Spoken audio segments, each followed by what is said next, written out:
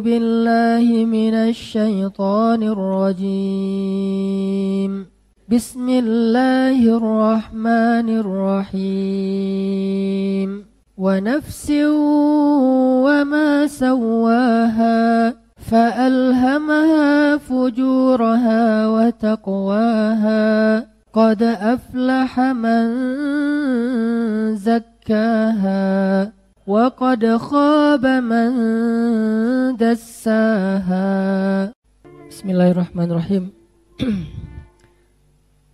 Assalamualaikum. Belum, masih cek sound. Assalamualaikum warahmatullahi wabarakatuh. Alhamdulillahirabbil alamin. Alhamdulillah alladzi anzala kitabahu wa arsala rasulahu wa nasara dinahu wa ja'alana min ibadihi wa minal muslimin. Alhamdulillahilladzi hadana li hada wa ma kunna linahtadiya laula an hadanallah. Asyhadu an la ilaha illallah wa asyhadu anna Muhammadan abduhu wa rasuluh. Allahumma salli wa sallim wa barik ala sayyidina Muhammadin wa ala alihi wa sahbihi ajma'in. Teman-teman yang dirahmati Allah Subhanahu wa taala, pada kesempatan ini kita pertama bersyukur kepada Allah yang telah memberikan kita nikmat yang luar biasa. Dan memang ini bukan hanya bahasa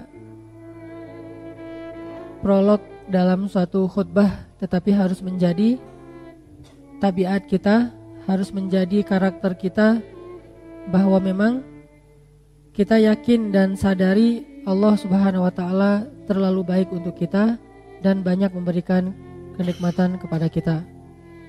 Sehingga ketika kita bertemu seperti ini, bukan hanya seorang ustadz atau penceramah yang mengatakan marilah kita bersyukur kepada Allah, tetapi kita juga menjadikan itu sebagai bahan pembicaraan kita. Jadi setiap hari kita kalau ketemu kita ngomong Allah baik sekali, Allah maha besar, Allah luar biasa, tahadus bin ni'mah.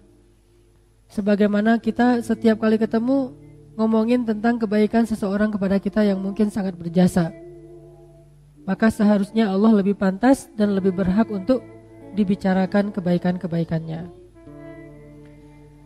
Teman-teman yang dirahmati Allah, malam ini kita bahas tentang tazkiyatun nufus. Kita membahas tentang tazkiyatun nufus. Tazkiyah itu artinya membersihkan, nufus adalah jiwa, jamak dari nafs. Sama kayak kita menyebut istilah hawan nafs. Hawa itu keinginan, nafs jiwa, keinginan di dalam jiwa kita. Walaupun kemudian diterjemahkan hawa nafsu itu identik dengan hal yang negatif. Tazkiyatun nufus, kalau kita membahas tentang ini, sebetulnya kita membahas tentang inti dari agama Islam. Mungkin yang ngikutin atau yang nge-follow Instagram saya, tadi saya nge-posting, tadi atau kapan? Tadi ya? Berapa orang yang ngomong gitu? Berarti banyak yang belum follow. Di Instagram saya nge-posting satu nasihat dari ulama. Teman-teman yang belum ngelihat postingannya bisa mencatat, saya akan coba ulangi. Ada satu nasihat dari ulama yang luar biasa. Kata ulama gini, kaifa yastaqimudz dhil wal 'udu mi'waj. Bagaimana bayangan itu akan lurus sedangkan pohonnya bengkok. Ini nasihat dari para ulama. Kaifa yastaqimudz dhil wal 'udu mi'waj. Bagaimana bayangan itu akan lurus sedangkan pohonnya bengkok. Lalu para ulama menjelaskan maksud dari kata-kata bijak ini bahwa yang disebut dengan pohon atau batang kayu itu adalah iman, hati, batin, nafs, jiwa. Sedangkan bayangan adalah zahir kita, perbuatan kita, akhlak kita, amal-amal kita, ibadah kita, itu adalah bayangannya. Jadi seolah-olah para ulama mengatakan, bagaimana mungkin amal seseorang itu akan lurus kalau niatnya gak ikhlas? Gimana caranya? Itu sama halnya dengan tidak mungkin bayangan itu lurus sedangkan batang kayunya bengkok. Gak mungkin. Itu sebuah perumpamaan, tamsil atau bahasa kita analogi yang paling dalam dari para ulama. Kaifa yastaqimudz dzil? Gimana caranya bayangan itu akan lurus sedangkan kayu yang menjadi sumber bayangan itu bengkok. Gimana amalan seseorang itu akan istiqomah, akan lurus, akan baik kalau hatinya tidak ikhlas, bengkok hatinya. Sebagaimana doa supaya tidak bengkok hati gimana? Rabbana la tuzigh qulubana. Ya Rabbana, janganlah engkau condongkan hati kami kepada kesesatan, keduniaan, hawa nafsu dan seterusnya. La tuzigh qulubana ba'da idh hadaitana. Supaya lurus kita berdoa, ya muqallibal qulub tsabbit qalbi, ya sarrifal qulub sarrif qalbi ila ta'ati. Atau bisa juga ulama mengatakan bagaimana hidup seseorang itu akan baik, akan bahagia, sedangkan hatinya dalam keadaan galau. Gak bisa. Kalau hati kita dalam keadaan sedih, maka kita berada di kondisi apapun, kita berada di tempat manapun, tetap aja sedih. Karena bahagia dan sedih itu berawal dari hati, bukan apa yang ada di sekeliling kita. Begitu juga ketika ulama juga bisa mengatakan kaifa yastaqimudz dzil wal 'udu ma'waj atau mi'waj, gimana caranya bayangan itu akan lurus sedangkan kayunya bengkok, juga bisa berarti bagaimana seseorang itu bisa beramal atau berakhlak mulia sedangkan hatinya mendengki. Susah, mustahil orang bisa akhlaknya mulia kalau di dalam hatinya ada dengki. Susah. Orangnya pendengki banget tapi akhlaknya sangat mulia. Itu dua hal yang tidak ketemu. Seperti tidak ketemunya kayu yang bengkok dengan bayangan yang lurus, gak mungkin. Sehingga kalau kita pengen memperbaiki hidup kita, kalau kita pengen memperbaiki amal zahir kita, kalau kita ingin memperbaiki akhlak kita, perbaiki dulu hati kita, perbaiki dulu jiwa kita, perbaiki dulu batin kita. Sehingga kesimpulannya di situ ada the moral of story yang saya tulis di bawahnya, catatannya, jangan meluruskan bayang-bayang. Gak akan mungkin lurus, jangan meluruskan bayang-bayang. Banyak orang yang sibuk untuk mendapatkan kebahagiaan, dia sibuk dengan bayang-bayang. Lari antara Bukit Sofa dan Bukit Marwah. Bukankah itu sibuk dengan bayang-bayang? Ketika Siti Hajar naik ke atas Bukit Sofa mencari air untuk bayinya Ismail, lalu di atas Bukit Sofa Siti Hajar melihat Fata Morgana, melihat bayang-bayang, melihat seolah-olah ada genangan air di seberang sana, sehingga dia lari ke arah sana sampai naik lagi ke Bukit Marwah. Sampai di Bukit Marwah melihat lagi ternyata ada genangan air. Dia datangin ternyata tidak ada. Ketika orang ingin bahagia, banyak yang berusaha meluruskan bayang-bayang. Banyak yang berusaha untuk mencari fasilitas hidup, melengkapi fasilitas hidup. Ternyata kebahagiaan bukan berasal dari situ. Walaupun itu bisa menjadi salah satu faktornya, tetapi bukan berasal dari sana. Kebahagiaan berasal dari hati seseorang. Saya pernah baca sebuah artikel, kalau ini mungkin artikel buat motivasi bagi seorang ayah atau seorang ibu. Coba saya bacain artikelnya, mudah-mudahan ini bisa jadi renungan buat teman-teman yang sudah menjadi ayah dan ibu. Maaf ya. Bagi yang belum, bisa jadi bahan nih. Ya, udah kehapus Nanti saya minta lagi sama istri saya. Istri ya, istri. Kurang lebih artikelnya tentang gini.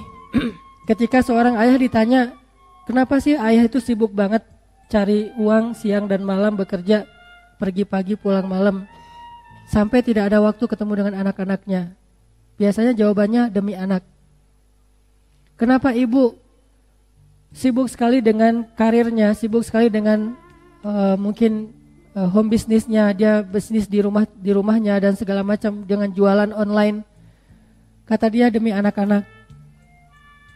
Kenapa seorang ayah itu sering keluar kota? Katanya demi anak-anak. Sibuk ayah dan ibu demi anak-anak. Tetapi ternyata anak-anak tidak butuh semua fasilitas yang mewah itu.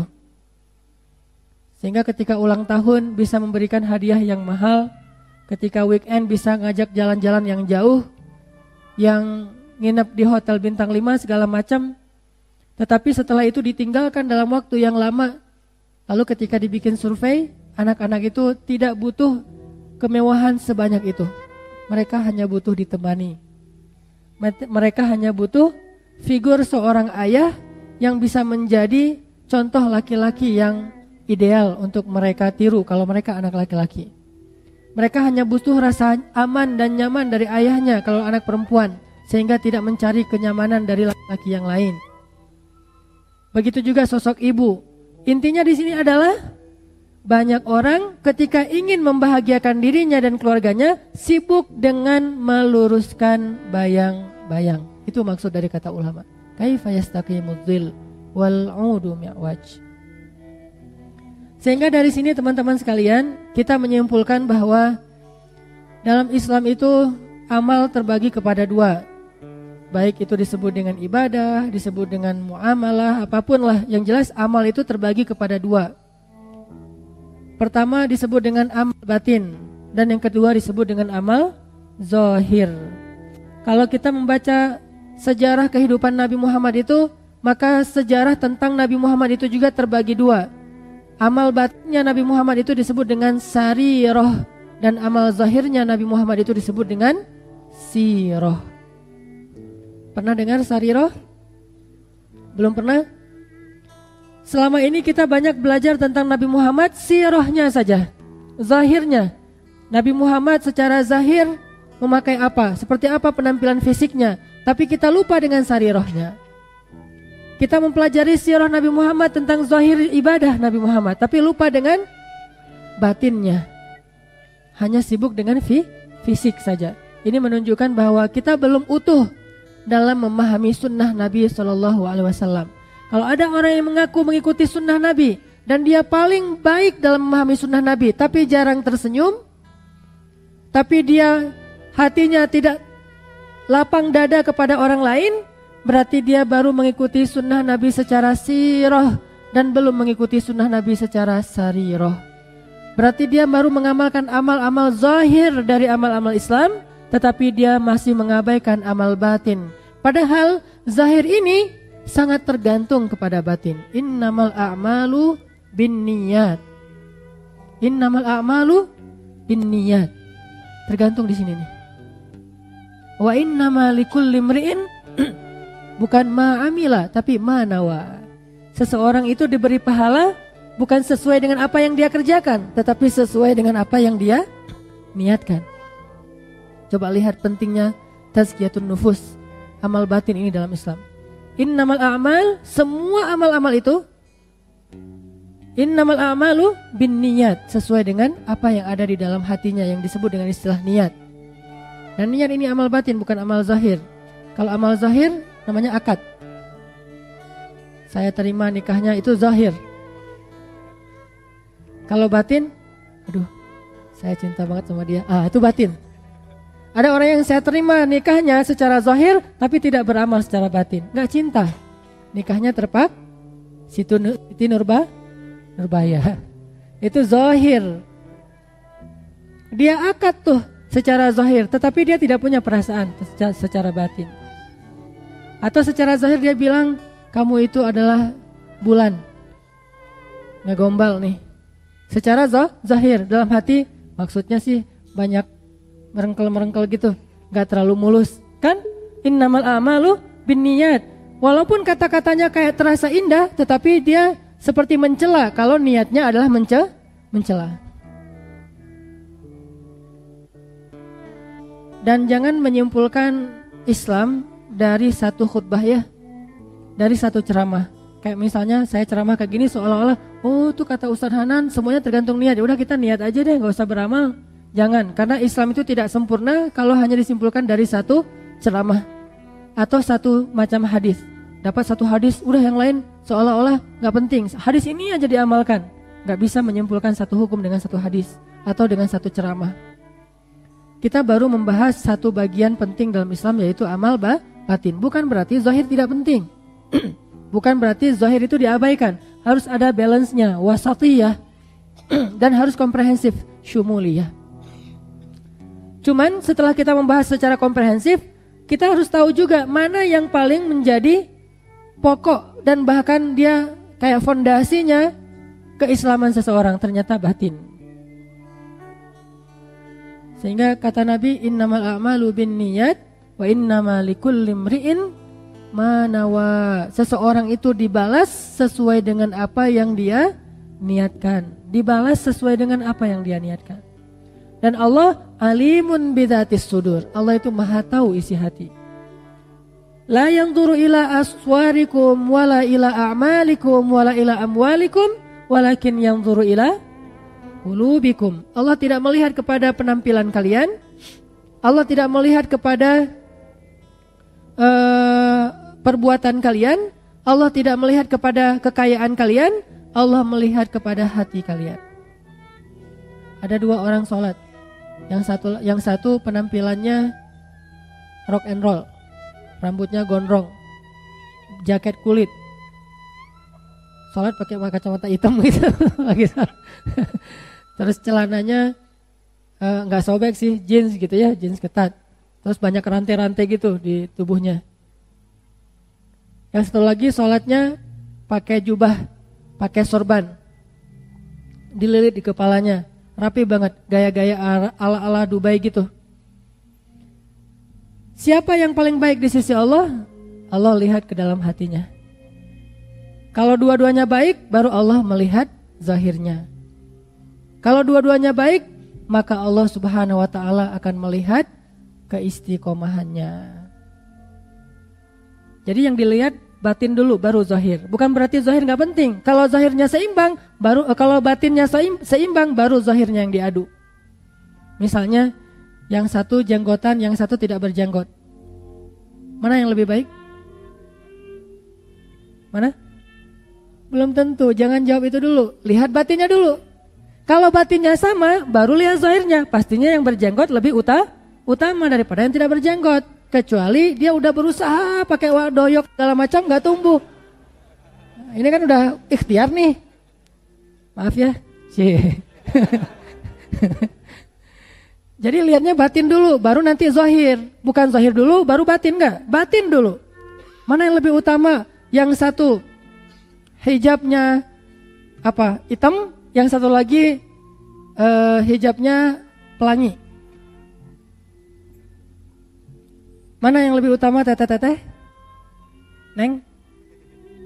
Sis? Lihat batinnya. Lalu kalau batinnya sama, pastinya yang warna lebih gelap lebih utama daripada yang, walaupun boleh secara fikih memakai warna selain warna hitam, tetapi lihat juga keutamaannya. Seperti itu. Sama kayak orang sedekah. Yang satu sedekahnya 10.000, yang satu lagi 100.000. Mana yang lebih utama? Lihat hatinya. Kalau yang 100.000, nih lihat nih. Nih uang warna merah loh ya, bukan yang 100 rupiah, 100.000. Nih masukin. Pas ada kancong lewat dia naruhnya gini. Biar semua orang lihat gitu, oh 100.000, kayak iklan gitu kan. Yang ngeluarin itu terus 100, mas ini 100.000 dimasukin. Ternyata uang dia jatuh dari kantong misalnya. 100.000 ditunjukin ke orang, 100.000. Yang satu lagi karena 10.000 tutup gitu. Lama lagi tuh gak masuk-masuk, ketahan sama yang 100.000. Udah aja, lewat kan celengnya. Siapa lebih utama? Allah alimun bidzatis sudur. Kalau sama-sama ikhlas, pastinya yang 100.000 lebih utama daripada yang 10.000.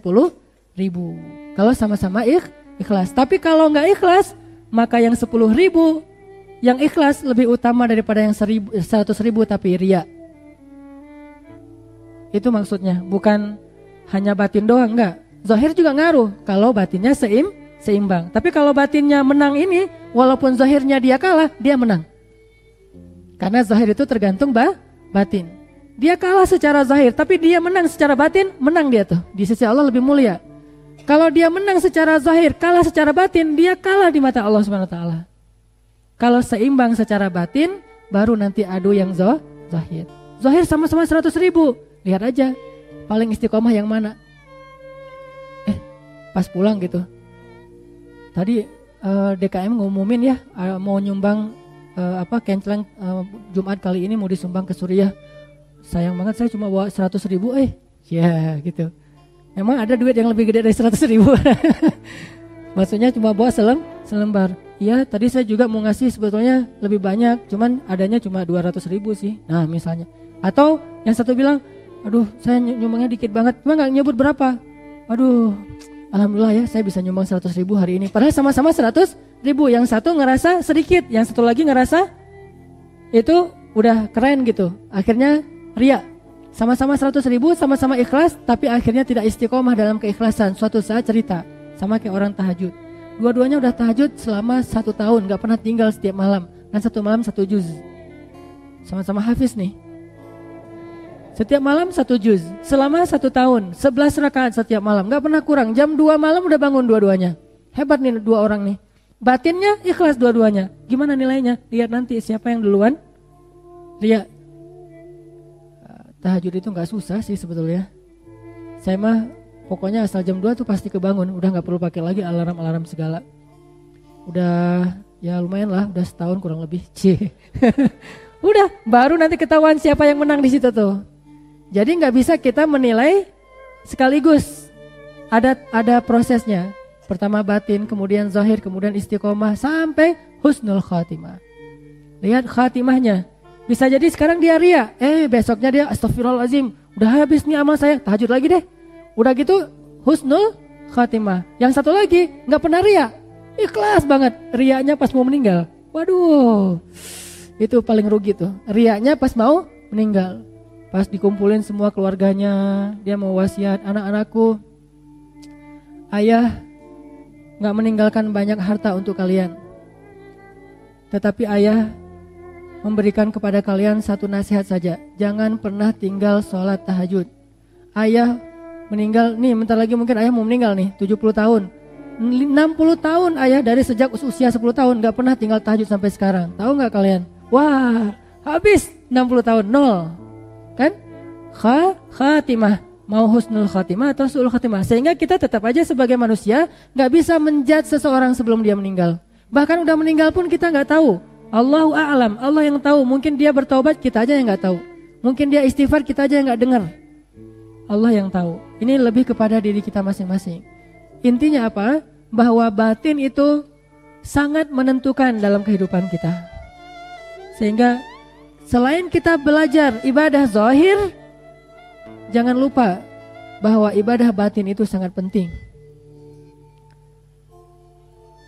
Kadang-kadang ada orang yang kadang-kadang ada juga tuh cerita sahabat yang terkenal masuk surganya gara-gara ibadah batin kan?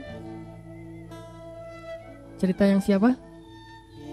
Sahabat Nabi yang dari orang Ansor, yang Nabi bilang ketika lagi duduk-duduk bersama dengan sahabat yang lain, Nabi bilang, tunggu ya, bentar lagi datang ahli surga. Kata Nabi, sahabat diam aja nungguin. Lewat seorang laki-laki Ansor. Kata sahabat, itu ya Rasul. Kata Nabi, wah gak terkenal, bukan sahabat senior, tapi kok dia disebut ahli surga, dijamin masuk surga oleh Rasulullah SAW. Dan Nabi itu wama yantiqu anil hawa, tidak bicara dengan keinginan beliau. In huwa illa wahyun yuha, wahyu dari Allah. Hari kedua masih kayak gitu. Akhirnya ada sahabat yang kepo. Wah penasaran saya nih, dia amalannya apa sih? Ngintip ya, stalking gitu. Cari udah aja ngintip kan ke rumahnya, minta izin. Kalau gak salah Abdullah bin Amr bin As datang ke rumahnya, boleh saya nginap di rumah kamu? Oh boleh. Akhirnya nginap aja di rumah itu. Tiap malam dia ngintip. Dia kalau malam tahajud enggak, ternyata enggak tahajud. Standar-standar aja amalannya, yang wajib-wajib aja, yang sunnah nggak ada yang istimewa. Paling subuh bangun, sholat ke masjid. Nah itu juga yang lain juga ngelakuin. Tahajud, yang lain tahajud dia tidur. Terus, oh kalau gitu mungkin siang, siapa tahu dia siang mah rajin puasa. Siang nggak puasa. Oh mungkin dia rajin sedekah, jarang sedekah. Oh mungkin dia tilawahnya banyak, standar 1 hari 1 juz biasalah, yang lain juga bisa lebih dari itu. Diperhatikan selama 3 hari, tidak ada amalan yang sangat istimewa dari laki-laki ini secara zahir. Zahirnya nggak ada yang istimewa, biasa-biasa aja. Tapi juga nggak ahli maksiat. Jangan berarti amalan batin ya, tapi maksiat banyak secara zahir. Nggak kayak gitu benturannya. Yang penting paling minim zahirnya yang wajib. Salat wajib udah, kemudian kewajiban-kewajiban lain yang sifatnya zahir udah. Sedangkan yang sunnah-sunnahnya pas-pasan, minimalis. Diintip selama 3 hari tidak ada yang istimewa. Sampai kemudian ditanya, apa sih yang membuat kamu jadi ahli surga kok? Nabi menjamin banget. Saya perhatikan selama 3 hari ini kayaknya gak ada yang istimewa dari amalan kamu. Kata laki-laki itu, ya saya mah ya gini, seperti yang kamu lihat. Dan saya mah apa tuh?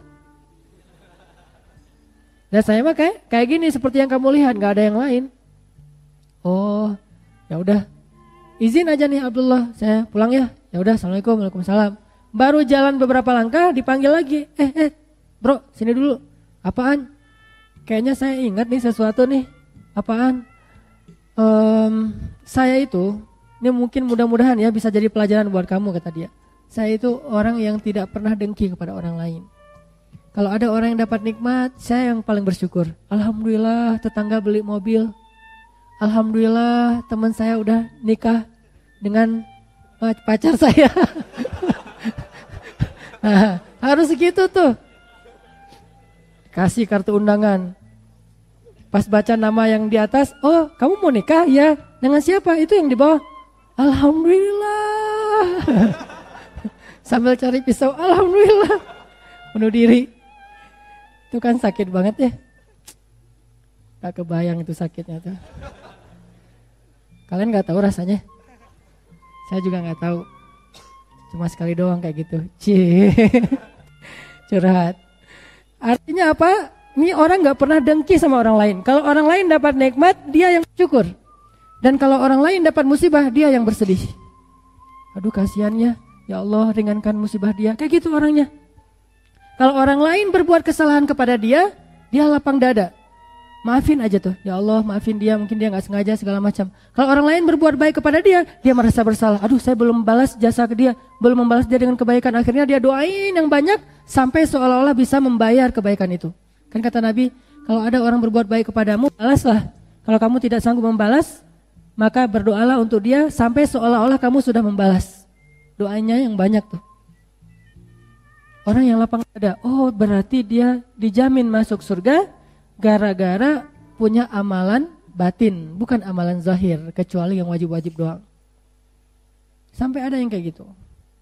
Makanya kita perlu belajar tentang amalan batin, tentang ibadah-ibadah yang sifatnya nufus, ruhiyah, atau yang bersifat sarirah, bukan hanya yang sirah. Yuk kita tilawah satu paragraf pendek dari Al-Quran. Dan ini sangat terkenal ya, surat Asy-Syams. Surat Asy-Syams itu surat 91. Kita baca dari ayat 7. Surat Asy-Syams, surat 91 dari ayat 7.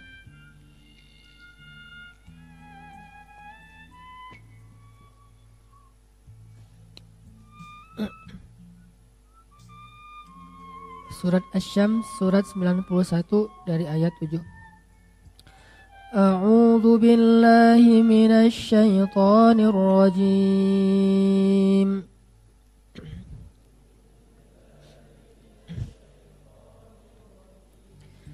بسم الله الرحمن الرحيم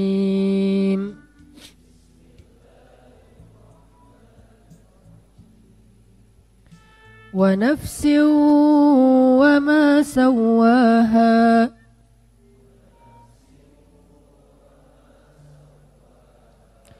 فألهمها فجورها وتقواها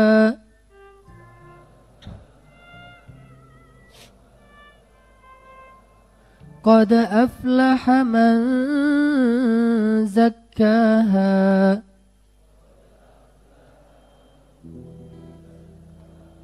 وقد خاب من دساها.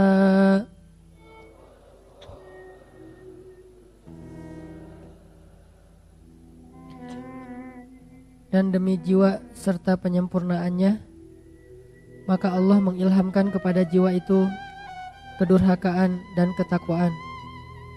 Sungguh beruntung orang yang membersihkannya, dan sungguh rugi orang yang mengotorinya.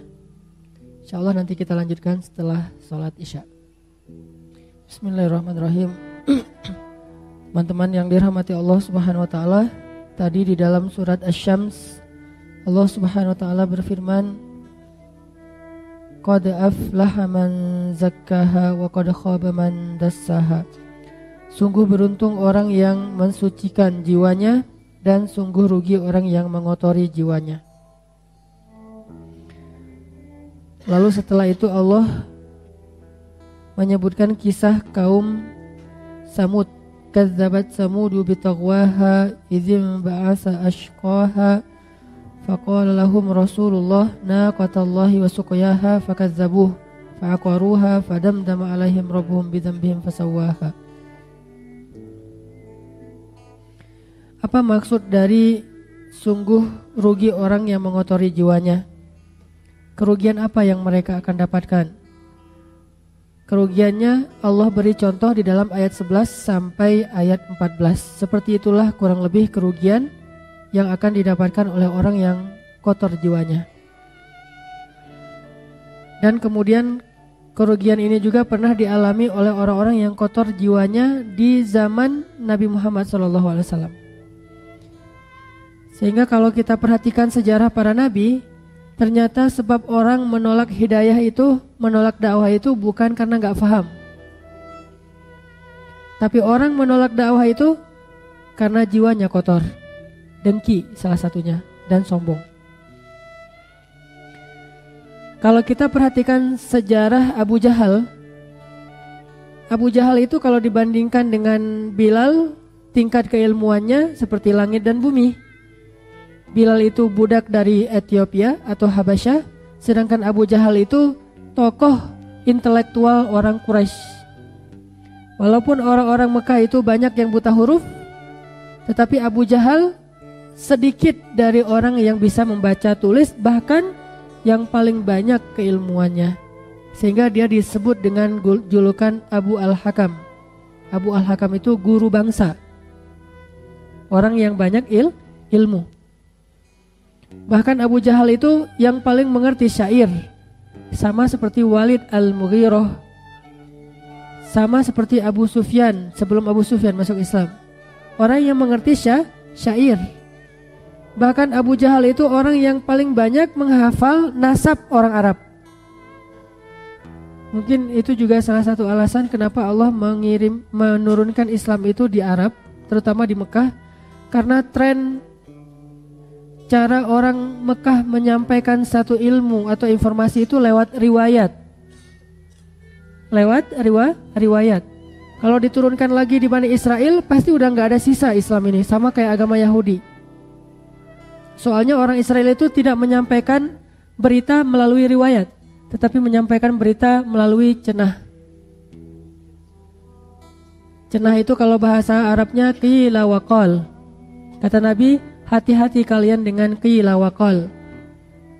Kalau bahasa kita, hati-hati kalian dengan cenah. Cek saha, cenah. Nanti siapa? Nah, itu gak jelas kan? Itulah Yahudi. Mereka menyampaikan berita tanpa sumber yang jelas. Sedangkan orang Islam menyampaikan berita itu kalau di Arab suka ada kalimat an. Dari si fulan dapatnya dari fulan dari fulan sampai ke Rasulullah SAW. Baik itu Al-Quran ataupun hadis. Bahkan cerita-cerita. Hikayat-hikayat. Jadi gak ada dalam Islam cerita 1001 malam yang sifatnya fiksi, itu gak ada. Apalagi fiksi sampai menjadi kayak buku referensi ilmiah. Itu gak ada dalam sejarah Islam. Buku fiksi jadi referensi ilmiah, itu mah tabiat orang Yahudi. Hollywood jadi informasi buat kita, kan agak aneh tuh. Kalau orang Islam di Indonesia menjadikan film Hollywood sebagai informasi, mana benar mana salah, ini mengikuti gaya Yahudi. Karena yang bikin Hollywood adalah orang Yahudi, pasti dia tuh hero banget tuh. Di semua film-film action atau kolosal dia selalu jadi hero. Pasti bendera, salah satu bendera mereka yang dikibarkan kan ujung-ujungnya. Mau dia film Jepang, tetap aja hero-nya orang barat. Mau film Cina, hero-nya orang barat. Last Samurai, siapa Last Samurai-nya? Orang barat ya. Sekarang misalnya tembok Cina tuh, Great Wall, siapa hero-nya? Orang barat kan? Mau film apapun pasti hero-nya dia. Sehingga kita meyakini itu sebagai referensi ilmiah. Oh, barat itu adalah hero, emang mereka hebat. Yahudi itu pintar-pintar. Cek saha Yahudi teh pintar. Cek. Nah, balik lagi ya.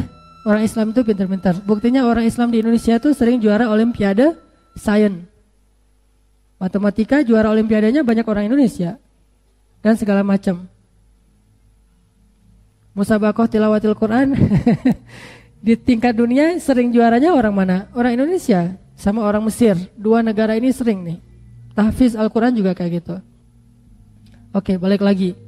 Abu Jahal itu bukan orang yang bodoh secara akal, intelektual. Dia bukan orang yang bodoh, dia tuh orang yang pintar.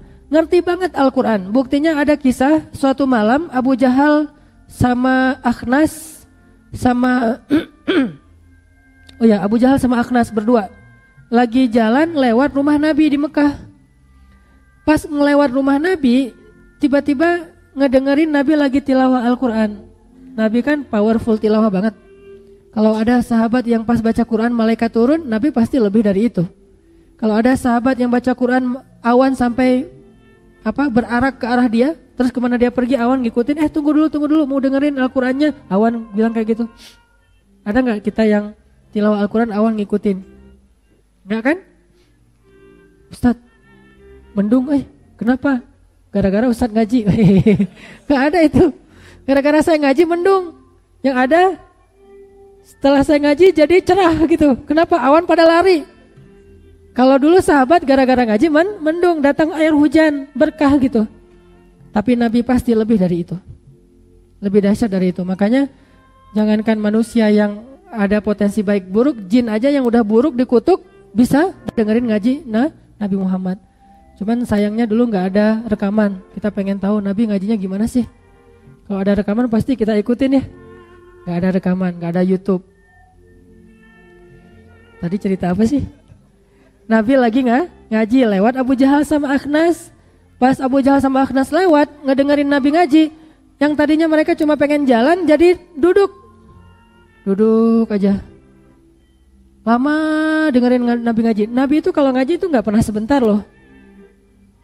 Nabi kalau lagi tahajud baca satu rakaatnya itu bisa Al-Baqarah, Ali Imran, An-Nisa, Al-Maidah, Al-An'am, 7 juz. Itu satu rakaat. Kalau kita 1 juz, 1 rakaat. Rakaat kedua sampai 11 Al-Ikhlas, Al-Falaq, Al-Ikhlas, Al-Falaq. Gak pernah gitu juga. Dikasih 11 rakaat 1 juz saja kita banyak yang pingsan kan. Saya kan pernah tuh tahajud ada yang pingsan, digotong, syahid di dalam. Subhanallah ya. Berarti husnuzan kita apa? Dia bisa bertahan sampai tetes darah terakhir. Mungkin kita gak akan bisa kayak dia. Jangan mentertawakan dia, karena kita kalau udah seperti dia mungkin kita akan duduk atau kita akan mundur. Udahlah saya gak kuat. Dia berarti soleh banget nih, gak kuat dipaksain sampai pingsan. Kan berarti sampai tetes darah terakhir. Walaupun agak lucu sih, tapi itu luar biasa. Karena saya kalau jadi dia mungkin gak akan bertahan sampai pingsan. Paling-paling udah gak kuat lagi, udah aja batal. Kalau gak duduk, dia sampai jatuh, blak, pingsan, gotong. Rakaat berikutnya ada yang digotong lagi. Per rakaat 1 orang cedera. Harus cari pemain pengganti. Nah, Abu Jahal tuh dengerin Nabi ngaji panjang. Nabi kalau ngaji gak pernah sebentar, juz, 2 juz, 3 juz. Abu Jahal dengerin aja sampai menitikkan air mata. Coba, ini fitrah nih. Ini fitrahnya manusia. Kalau kita nggak sampai bisa menitikan air mata dengerin yang ngaji, ada dua kemungkinan. Kemungkinan pertama fitrah kita emang udah rusak. Kemungkinan kedua emang ngajinya nggak enak. Emang ngajinya nggak enak. Kalau Nabi kan ngajinya enak. Jadi kalau Nabi ngaji nggak netesin air mata, pasti nggak benar nih fitrahnya. Kalau ada imam yang soleh banget, bacaannya bagus, nggak netes air mata, fitrah kita udah rusak nih. Tapi kalau ada orang ngajinya nggak enak netes air mata, bisa jadi dia kasihan. Duh kasihan ya ngajinya salah melulu gitu. Tapi ngaji bagus luar biasa sampai orang ini meneteskan air mata Abu Jahal. Udah gitu meneteskan air mata malu sama Akhnas. Akhnas ngeliat, nangis ya gitu. Nggak gitu-gitu juga sih sejarahnya. Yang jelas meneteskan air mata. Udah selesai nangis, mereka pulang di tengah jalan. Akhnas nanya sama Abu Jahal, ya Aba Al-Hakam, ma yubkik, kenapa kamu nangis? Siapa yang nangis? Enggak, tadi kalau bahasa kita mah kelilipan atau apa gitu. Cari-cari alasan Abu Jahal teh. Nggak mau ngaku kalau dia tadi nangis. Udah nggak usah dibahas, pulang aja. Ternyata malam besok di jam yang sama Abu Jahal kangen dengan bacaan Nabi lagi. Coba lihat, kangen dia tuh. Ternyata ada ketagihan. Malam besok diam-diam Abu Jahal pergi sendiri keluar dari rumahnya, pergi ke rumah Nabi, duduk di sebelah rumah Nabi, dengerin. Pas Nabi baca Bismillahirrahmanirrahim, Abu Jahal langsung dengerin. Langsung larut dengan bacaan Nabi. Pulang di tengah jalan ketemu sama Akhnas, yang ternyata Akhnas juga gitu. Diam-diam kangen, balik lagi, cuman beda sisi rumah. Ketemu di tengah jalan. Apa? Dari mana kamu? Dari rumah Muhammad. Lah kamu dari mana? Enggak, cuma lewat doang gitu. Udah aja pulang lagi. Malam ketiga ternyata kangen lagi datang. Ketemu lagi di tengah jalan. Sampai akhirnya Akhnas udah gak tahan nanya kepada Abu Jahal. Abu Jahal, udahlah kita jujur aja lah. Daripada kita bersandiwara gini kan ya. Udah jujur aja lah. Kamu datang kan ke rumah Muhammad 2 malam yang terakhir? Iya sih sebetulnya. Tapi jangan bilang siapa-siapa ya. Enggak, saya cuma bilang ke teman-teman dekat kita aja. Memangnya kenapa ya Akhnas, ya Aba Al-Hakam? Apa pendapatmu tentang bacaan Muhammad itu? Mungkinkah itu syair? Mungkinkah itu mantra yang telah menyihir kita? Kata Abu Jahal, itu bukan mantra. Itu bukan syair. Itu benar-benar firman dari langit. Lah kalau gitu kenapa kita gak beriman wahai Abu Al-Hakam? Kamu nanya sama saya kalau beriman kepada Muhammad, yang artinya kita harus jadi pengikutnya Muhammad, artinya kabilah kita akan menjadi anak buahnya atau pengikutnya, prajuritnya kabilah Muhammad. La wallah, kata dia, gak mau saya jadi pengikutnya Muhammad. Gengsi, dengki, sombong, itu pas masalahnya. Bukan gak ngerti, ngerti banget. Bukan gak tertarik sampai 3 kali balik. Cuman gengsi. Istakbaro, sama kayak iblis gak mau tunduk kepada Adam. Aba wastakbaro, enggannya karena istikbar, karena dia gengsi, sombong. Itulah hati. Sehingga kalau kita perhatikan jumlah kaum muslimin, bahkan ini umat Nabi, para Nabi itu rata-rata mirip. Selalu yang awal-awal beriman kepada Nabi itu orang-orang yang disebut sufaha, arazil. Coba perhatikan di Al-Baqarah itu kan di awal-awal rata-rata kan hafallah dikit-dikit ayatnya ya. Wa idza qila lahum aminu kama amanan nas. Kalau dibilang ke orang-orang yang pemuka-pemuka kaum ini, ayo beriman, orang-orang udah pada beriman, kenapa kalian belum beriman? Qalu anu'minu kama amanas sufaha. Apa kata mereka? Kami mau beriman seperti orang-orang rendahan itu, gengsi masalahnya. Selalu yang pertama menerima dakwah para nabi selalu arazil, selalu orang-orang yang rendah, para budak, orang miskin, selalu kayak gitu. Itu ciri khas umat Nabi. Dan biasanya anak muda, udah miskin, budak, muda, itu yang biasanya menerima dakwah para nabi. Hampir semua nabi kayak gitu tabiatnya. Sedangkan yang menentang para nabi rata-rata para penguasa. Di mana-mana dakwah itu biasanya diterima dari bawah, tapi ditentang dari atas. Di mana-mana, mau Fir'aun, mau Haman, mau Namrud, mau Abu Jahal, di mana-mana kayak gitu. Kenapa para penguasa menentang dakwah? Karena mereka tidak siap untuk menjadi pengikut.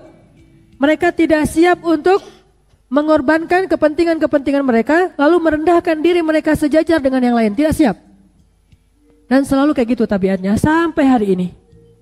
Mau muslim, mau kafir, mau munafik, sama aja tuh. Dakwah selalu diterima oleh orang-orang yang gak punya kepentingan, polos. Kita, apa kepentingan kita dengan apa kepentingan kita yang tergadaikan atau yang diresikokan kalau kita menerima dakwah? Gak ada kan? Sehingga mudah menerima dakwah. Emangnya kalau kita terima dakwah, gengsi apa yang mau kita tahan? Biasanya dalam satu komunitas, yang paling susah menerima dakwah itu yang paling besar gengsinya. Perhatikan aja kita. Komunitas yang paling susah menerima dakwah, yang paling besar gengsinya. Bukan dia gak tahu kebenaran. Masa dia gak ngerti hak dan batil yang sudah sangat jelas seperti hari ini? Itu Palestina, Suriah itu dijajah. Tidak ada media yang meliput sama sekali. Ratusan ribu orang meninggal dan hancurnya berkeping-keping. Tubuhnya tuh udah hancur bau, hancur lebur. Nggak ada yang meliput sama sekali. Kemarin di Cina, di Hong Kong, ada bus masuk jurang. 8 orang luka-luka, nggak meninggal loh, luka-luka. Semua televisi menayangkan. Cuma luka-luka doang. Bus masuk jurang, ditayangin dari santero dunia. Ketahuan, oh ada bus masuk jurang di Hong Kong, 8 orang luka-luka dibawa ke rumah sakit terdekat. Semua stasiun televisi menayangkan. Giliran Aleppo, Homs, tidak ada yang menayangkan. Kenapa? Bukan mereka nggak tahu kalau itu adalah kejahatan kemanusiaan yang sangat besar. Mereka bukan nggak tahu, mereka biasanya peka banget tuh soal HAM. Paling peka kan soal HAM biasanya. Kenapa? Karena itu adalah orang-orang beriman. Kenapa kalau orang beriman menolak kebenaran karena gengsinya, karena sombongnya? Ini semuanya masalah jiwa. Sehingga kita berlindung kepada Allah dari jiwa yang sombong. Karena jiwa yang sombong itu gak ada untungnya. Wa qad khaba man dassaha. Jiwa itu kalau udah kotor gak ada untungnya. Mau dipakai untuk agama gak ada untungnya. Mau dipakai untuk bergaul dengan sesama manusia gak ada untungnya. Orang kalau kotor hatinya kan gak enak gaulnya. Pasti ada kepentingan. Ketemu orang yang dilihat duit. Wah ini akhirnya, Pak saya ada produk ini, jelasin lagi kan gak enak tuh. Tapi kalau dia bukan dasar itu mah sekian gak masalah. Dia jualan, dia berdagang gak masalah. Cuman bukan atas dasar itu dia berteman. Kalau atas dasar itu dia berteman kan gak enak tuh. Kalau berteman ya berteman aja karena sesama mungkin punya hobi apa. Mungkin karena emang saya sayang sama dia. Kalau lebih tinggi lagi karena Allah. Cuman bukan berarti dilarang berdagang kan. Berteman karena Allah, bersahabat, bahkan saling mencintai karena Allah pun boleh saling jual beli. Cuman bukan karena jual beli dia bersahabat. Jadi orang kalau kotor hatinya untuk agama gak bisa dipakai, untuk manusia gak bisa dipakai, dunia gak bisa, akhirat gak bisa, apapun gak bisa, bahkan untuk dirinya juga gak nyaman. Orang kalau bermasalah jiwanya, dia sendiri gak nyaman. Khaba. Khaba itu artinya rugi banget gitu. Lawan dari khaba adalah aflaha. Sehingga kalau kita baca sejarah Islam teman-teman, tema-tema yang pertama disampaikan Nabi dalam dakwahnya itu adalah tema-tema tazkiyatun nufus, wa yuzakkikum, wa yuzakkihim, dan membersihkan mereka dari dosa-dosa. Masalah nufus, masalah kejiwaan yang pertama disampaikan, masalah akidah, masalah iman kepada akhirah, masalah kasih sayang di antara manusia, itu kan semuanya jiwa. Sedikit sekali porsi zahir, sedikit sekali. Salat, puasa, zakat, haji, jihad, syariat, sedikit sekali porsinya di fase Makkiyah. Teman-teman tahu bedanya ayat Makkiyah dengan Madaniyah? Kalau ayat Makkiyah artinya apa? Ayat yang turun bukan di Mekah. Ayat yang turun sebelum hijrah. Sedangkan Madaniyah ayat yang turun setelah hijrah. Jadi ini bukan tempat, tetapi periodisasi dakwah. Periode. Karena ada ayat yang turun di Mekah tapi namanya Madaniyah. Kenapa kok namanya Madaniyah turunnya di Mekah? Karena dia turun ketika sedang Fathu Makkah dan terjadi setelah hijrah. Berarti namanya ayat Madaniyah walaupun turunnya di Mekah. Jadi bukan tempat. Periodisasi dakwah. Apa rahasianya atau pesannya? Dakwah di periode Makkah itu atau disebut Makkiyah, tema-tema dakwahnya itu masih nufus, akidah, kemudian akhlak, masalah masalah iman, masalah tawakal, masalah cinta, masalah lapang dada, masalah gitu-gitu, sabar. Ini bab-bab tazkiyatun nufus, ini makiyah. Sedangkan madaniyah sudah mulai masuk syariah. Di makiyah 90%-nya tazkiyatun nufus, 10%-nya syariah. Di madaniyah bertahap sampai akhirnya 90% madaniyah, 10% tazkiyah. Al-yauma akmaltu lakum dinakum wa atmamtu alaikum ni'mati. Itu salah satu ayat terakhir turun tentang apa? Tentang mana makanan halal, mana makanan haram. Bangkai itu haram kecuali yang disembelih dengan nama Allah dan segala macam kan ya? Itu syariat. Artinya kalau kita belajar Islam dimulai dari tazkiyatun nufus. Belajar iman dulu sebelum belajar Quran. Makanya Ibnu Mas'ud mengatakan ta'allamnal iman qablal Quran. Kami belajar iman dulu sebelum belajar Quran. Sehingga setiap kali kami membaca Al-Quran, iman kami bertambah. Nanti akan muncul generasi yang belajar Al-Quran sebelum belajar iman. Meskipun mereka membaca 30 juz Al-Quran, iman mereka tidak bertambah. Dulu sahabat, ayat turun berangsur-angsur. Turun ayat, Allahu Akbar, udah turun ayat, langsung lari, heboh gitu. Turun satu ayat itu kayak jadi hot news. Jadi viral gitu, diomongan gitu ya. Turun ayat surat apa? Surat misalnya Al-Mulk.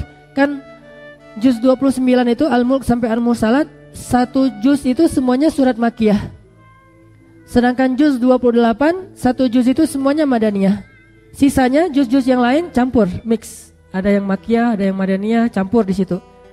Kadang-kadang ada juz yang banyak Makiyahnya, sedikit Madaniyah, ada juz yang banyak Madaniyah, sedikit Makiyah. Misalnya juz Amma, juz 30, banyak Makiyah tapi ada Madaniyahnya di situ. Juz 1 banyak Madaniyah tapi ada Makiyahnya di situ. Sedangkan 28 29 murni nih. Juz 28 murni Madaniyah, juz 29 murni Makiyah. Surat apa turun? Surat Al-Mulk, surat Tabarok. Masya Allah, Allahu Akbar, senang bahagia gitu, bertambah iman. Ketika dibacakan Tabarakalladzi biyadihil mulk wa huwa ala kulli syai'in qadir. Nambah iman. Karena mereka udah belajar iman sebelum belajar Quran. Nanti muncul generasi yang belajar Quran sebelum belajar iman. Sehingga walaupun dibaca 30 juz, iman tidak bertambah. Malah dengerin Al-Quran itu biar bisa tidur. Aduh gak bisa tidur dengerin Quran deh. Dengerin. Langsung baru Alif Lam Mim, tidur. Belum zalikal kitabula raiba fi Alif Lam Mim aja udah tidur. Kalau dulu sahabat dengerin Quran gak bisa tidur. Apalagi ayatnya Idza waqa'atil waqi'ah laisa liwaqa'atiha kadhiba khafidatur rafi'ah la uqsimu biyaumil qiyamah. Itu pasti gak bisa tidur. Kita mau al-qiyamah, mau zalzalah, mau al-qari'ah, mau al-haqqah, tidur aja. Padahal semua ayat itu ayat tentang kiamat. Kenapa? Bukan gak ngerti artinya. Dan kita tahu itu kurang lebih tentang kiamat, walaupun gak tahu ayat demi ayat. Tapi kenapa gak bisa? Kenapa malah bisa tidur? Kenapa ketika dibacakan itu di dalam sholat gak nambah khusyuk? Karena bukan belajar iman, tapi belajar Quran. Belajar Quran itu belajar baca, belajar tafsir, belajar tahfiz, itu belajar Quran. Sedangkan belajar iman, belajar yakin. Makanya ayat yang di awal itu dzalikal kitabula raiba fih, tidak ada keraguan. Baru nanti hudan lil muttaqin, jadi petunjuk. Kalau udah ragu, gak akan jadi petunjuk. Gimana mau jadikan Al-Quran sebagai petunjuk kalau dia aja ragu sama petunjuk itu? Gak mungkin.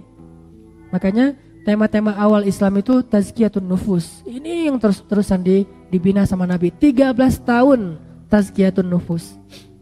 Sehingga kalau kita pengen belajar Islam yang serius, kasih porsi tazkiyatun nufus misalnya 70%, belajar syariatnya 30%.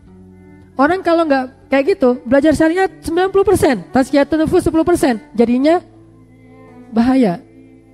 Semua orang disesatin sama dia. Karena dia belajar syariat 90%, tazkiyatun nufusnya nggak ada kasih sayang. Haram semuanya. Senang dengan kata-kata haram, tidak senang kata-kata halal. Kenapa? Kurang tazkiyatun nufus. Sehingga dia melakukan hal-hal yang dalam agama malah dilarang. Apalagi kalau kita mau berdakwah tidak belajar tazkiyatun nufus, itu bahaya. Ditambah lagi kalau dakwahnya dakwah yang cukup potensial untuk membuat kita riya. Kayak dakwahnya misalnya sebuah organisasi yang kalau udah besar diliput media kan mulai tuh. Nanti ada muncul lagi dakwah yang lain diliput media juga, ada dengkinya kan ya. Ini bab tazkiyatun nufus. Ini berat ini nih. Kalau ini bisa lulus, gampang syariat itu. Turun ayat hijab, langsung pakai apapun yang di tangannya itu dipakein jadi hijab. Kenapa? Karena sudah beriman. Begitu turun ayat hijab, para sahabat Nabi pulang ke rumahnya menyampaikan kepada istri-istrinya, kata mereka, wahai istriku maksudnya salah.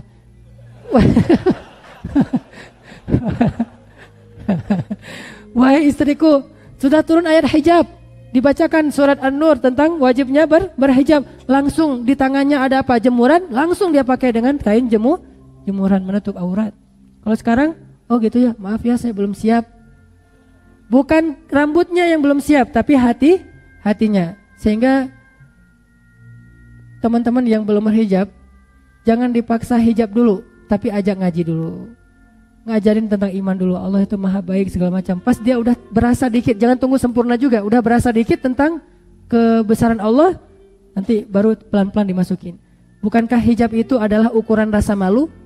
Dan malu itu adalah tazkiyatun nufus. Makin besar rasa malunya, makin sempurna hijabnya. Jadi hijab itu bukan tren, hijab itu bukan fikih, bukan hukum, tapi ukuran rasa malu. Dan rasa malu itu adalah gambaran dari kehormatan seseorang.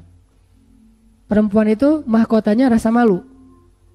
Laki-laki itu mahkotanya adalah keimanan, keberanian. Sedangkan perempuan mahkotanya rasa malu. Kalau dibalik, laki-laki malu-malu, perempuannya berani. Salah pakai mahkota. Yang ini jadi king, yang ini jadi queen. Kita duduknya begini, queen. Dia duduknya begini, king gitu ya. Salah itu mah ya. Laki-laki berani, perempuan malu. Sehingga laki-laki yang datang ke belakang sana, jangan tunggu dia yang nge-mention dulu. Nge-mention Ustadz misalnya, Ustadz CV saya mau dikasih tapi nggak ke siapa ya Ustadz, nge-mention aja di komen biar semuanya baca. Itu kenapa terjadi? Pasti ada masalah di antara laki-laki. Tidak ada yang berani. Mention aja Ustadz, saya sudah siap, saya buka di sini siapa yang mau. Diobral gitu ya. Laki-laki itu berani. Jadi perempuan mahkotanya adalah rasa malu dan dia menutup auratnya sesuai dengan tingkat rasa malunya. Makin besar rasa malunya, makin sempurna hijabnya. Kalau udah sempurna, model, jangan menjudge orang lain karena model. Kalau ada yang modelnya, oh ini gaya Turki, oh kamu kurang malu. Enggak, Turki mah juga menutup aurat dengan syar'i.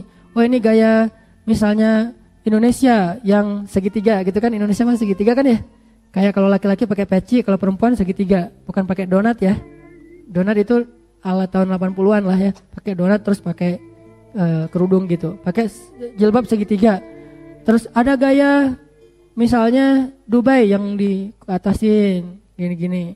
Ada gaya tornado yang gini, namanya twister hijab, tornado hijab. Jadi ada badai gitu.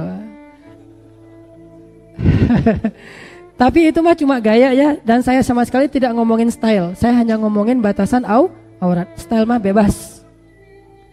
Ada yang senang A, B, C, sekian macam style, malah makin stylish, makin trendy. Arti trendy itu diikutin oleh orang-orang yang tadinya masih setengah hati mau berhijab. Gak apa-apa. Cuman harus tahu bahwa hakikat dari hijab itu bukanlah tren, bukanlah hukum, bukanlah syariat, bukan kewajiban saja. Hakikatnya rasa malu. Sehingga dia menutupnya dengan rasa malu. Rasa malu itu adalah tazkiyatun nufus. Sampai ada perempuan yang berhijabnya sempurna, begitu ditiup angin, oh, udah aja gitu. Ada perempuan yang hijabnya juga sempurna, begitu ditiup angin langsung panik. Astagfirullahaladzim. Tingkat rasa malunya beda. Ada perempuan berhijab, cadaran, foto, tapi pakai ininya diukir, cadar, tapi ininya disulam, gini. Matanya pakai eyeshadow gitu. Kalau perlu pakai bulu mata palsu. Jadi dengan lihat matanya aja udah fitnah tuh. Masya Allah, pasti ini cantik banget. Pasti bukan tereng. Ini berarti pakai hijabnya sekedar tren doang kan ya, bukan rasa malu. Ada yang pakainya nggak pakai cadar, biasa aja, tapi dia fotonya nggak gini, selfie-nya gini, cekrek, kelihatan dari belakang. Allahu alam ya. nggak gitu-gitu amat juga sih, ini cuma bercanda aja. Intinya adalah tazkiyatun nufus, berawal dari hati kita. Makanya nanti insya Allah kita coba bahas ini juga. Dan cerita-cerita dari para tabi'in atau para tokoh-tokoh Islam akan jadi contoh. Jadi sekarang lebih nambah PR saya nambah jadi 2 nih. Bahas kisah juga, bahas tazkiyatun nufus juga. Tazkiyatun nufus sebagai tema, kisah sebagai contoh. Mudah-mudahan ini bisa menyemangati kita dalam memperbaiki diri dan membangun negeri. Jangan hanya memperbaiki diri, tapi harus punya juga semangat membangun negeri. Karena kalau kita soleh sendiri, maka kita jadi orang egois dalam kesolehan, egois dalam agama. Kita harus juga menjadi solehnya berjamaah. Jangan hanya sholat sendiri, tapi azan biar orang pada datang. Dan muazin itu mendapatkan pahala sebanyak orang yang datang ke tempat dia azan untuk sholat berjamaah. Jadi tadi 2 motivasinya, 1 memperbaiki diri, yang kedua membangun negeri kita. Mudah-mudahan Indonesia ini menjadi salah satu mercusuar peradaban yang membela hak-hak setiap manusia, mau muslim atau non muslim, yang tertindas di muka bumi, walaupun mayoritasnya yang tertindas itu orang Islam, terutama yang ada di Timur Tengah dan di Rohingya.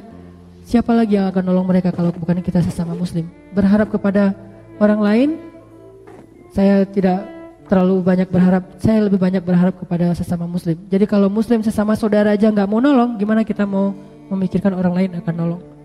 Dan gimana cara kita nolong? Gak hanya cukup dengan menyumbang, tapi kita harus bisa menolongnya juga dengan kapasitas kita sebagai negara, bukan sebagai bangsa saja, tapi sebagai negara. Kalau sebagai bangsa kita udah nolong sekarang, kita ngelakuin acara donasi, penggalangan dana, udah sebagai bangsa Indonesia kita udah banyak menolong, walaupun gak sebesar pertolongan orang-orang lain mungkin. Tetapi sebagai negara kita butuh bisa sampai ke sana. Sebagai negara Indonesia, bangsa Indonesia, bendera merah putih, tapi bendera itu dikibarkan untuk membela hak-hak asasi manusia secara adil dan tanpa memandang agama ataupun ras. Jadi mentang-mentang itu orang Arab gak perlu dibela, gak ada itu dalam Islam. Apalagi dalam sisi kemanusiaan. Makanya saya bilang, ayo anak muda bangkit. Bangkit bangun negeri ini, bangkit untuk bangun bangsa ini, bangkit untuk bisa menjadikan Indonesia sebagai negara maju, berperadaban, dan negara yang kuat, sehingga kita tidak lagi menjadi pengekor terhadap peradaban-peradaban lain, insyaallah. Dan itu tergantung di tangan kita semuanya. Barakallahu li walakum. Wassalamualaikum warahmatullahi wabarakatuh. Teman-teman, pesan moral pertama adalah kalau kita pengen ditolong oleh Allah, kalau kita pengen Allah kasih banyak kejutan, kalau kita pengen hidup kita itu penuh dengan kebaikan, pesan moral pertamanya adalah sawa as-sabil. Jangan keluar dari jalan Allah Subhanahu wa taala.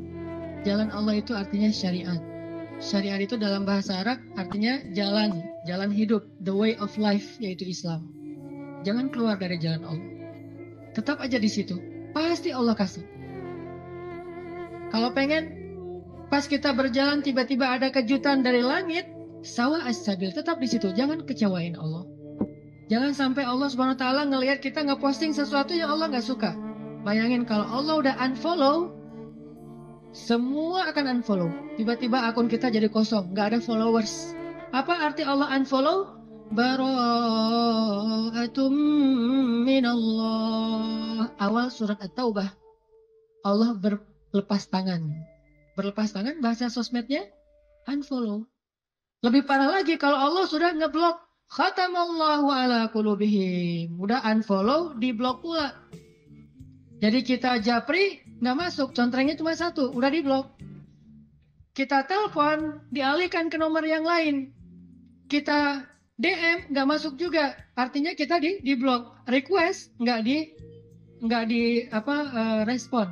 Artinya jangan sampai Allah ngelihat postingan kita yang keluar dari apa yang Allah izinkan, sehingga akhirnya Allah nanti unfollow kita, ngeblok kita, menjauh dari kita, berpaling dari kita. Siapa lagi yang bisa menolong kita setelah Allah? Ini pesan moral pertama tuh, tetap sawa as-sabil. Apapun masalah kita, dalam pekerjaan, gimana pun sulit, jangan sampai kita melanggar. Jangan sampai kita pakai jalan pintas. Jodoh juga gitu. Gimana pun sulit, jangan pakai jalan pintas. Rezeki, jodoh, sekolah, belajar, keluarga, teman, apapun, sakit, sawa as-sabil. Nanti Allah akan nyediain buat kita hal-hal yang kejutan.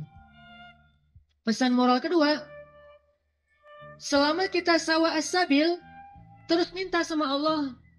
Karena berdoa itu walaupun belum dikabulkan, tetap dia ibadah. Doa itu ibadah, teman-teman.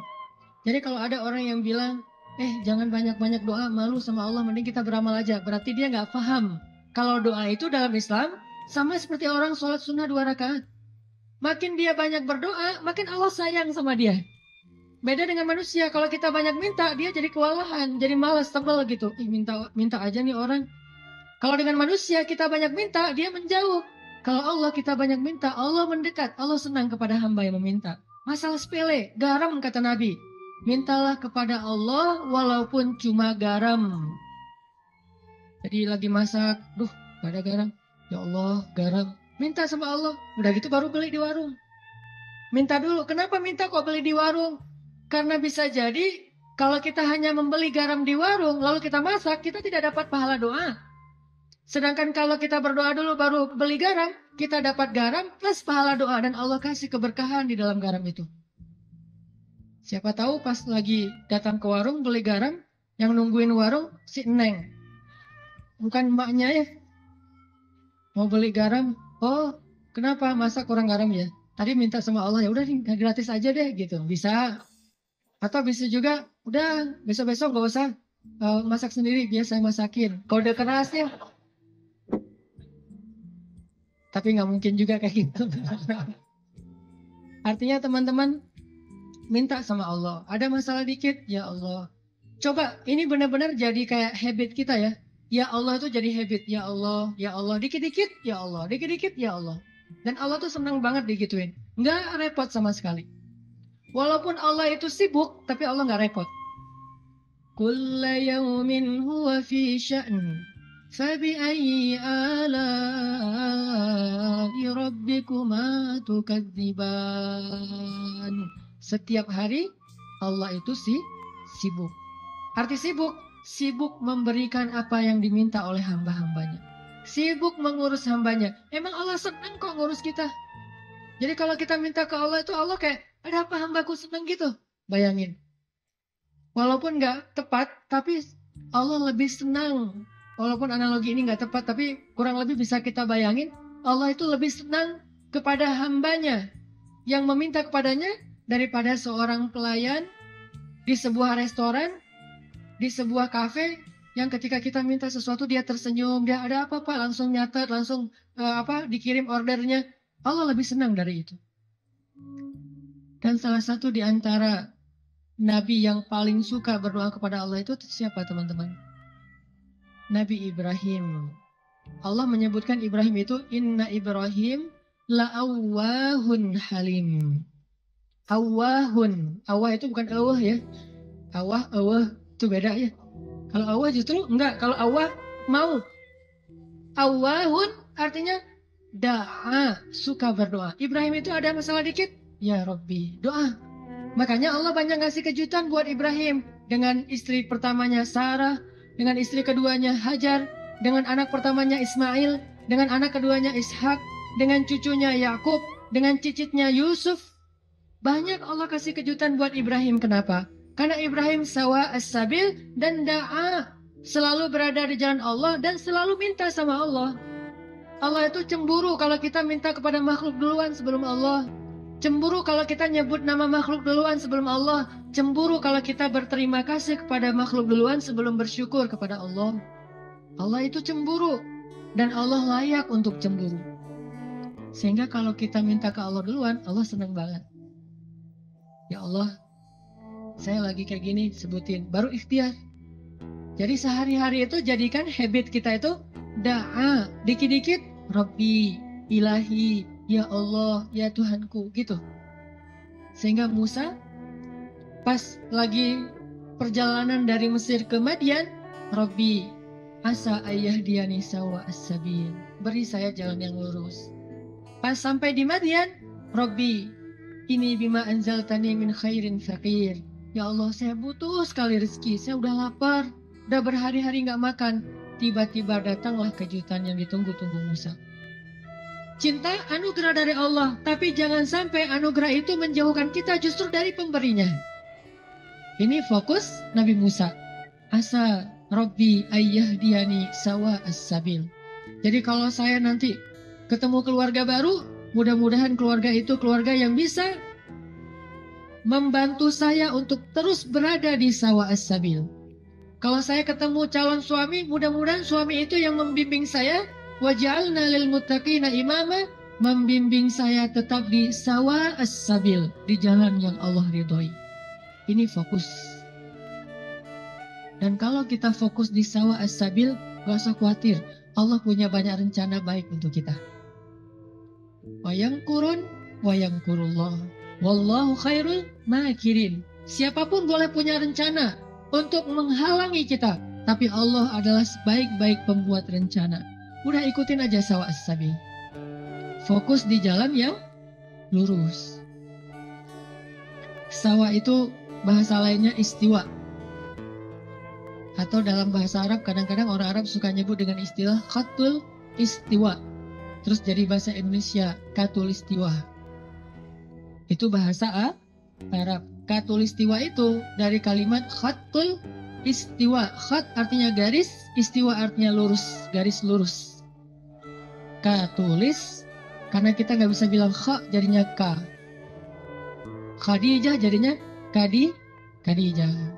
Sama kayak misalnya orang Sunda nggak bisa bilang ain jadinya e. Ketika Nabi SAW manggil Aisyah, panggilan Aisyah siapa? Aish. Sampai di Sunda jadinya Eis. Itu bahasa Arab. Aish jadinya Eis. Jadi Eis itu aslinya Eisah. Aisyah. Tetaplah di sawa as-sabil, tetaplah di jalan Allah yang lurus. Nggak usah berbelok, nggak usah keluar dari garis itu. Kalau udah terlanjur keluar, buru-buru balik. Karena Allah cuma memberikan jaminan kebaikan bagi orang yang tetap berada di sawa as-sabil. Kalau dia keluar dari situ, Allah sudah tidak menjamin apapun. Kalau kita pengen hidup kita dijamin sama Allah, nggak bakalan kecewa, dikasih banyak kejutan, surprise yang luar biasa. Gampang sebetulnya caranya, tetaplah di sawa as-sabil, nggak usah melenceng. Kalau kita udah tetap di sawa as-sabil, tunggu aja, terus berjalan di setiap beberapa titik, nanti kita akan temukan Allah menyediakan surprise buat kita sebagaimana Allah sediakan untuk Musa alaihissalam.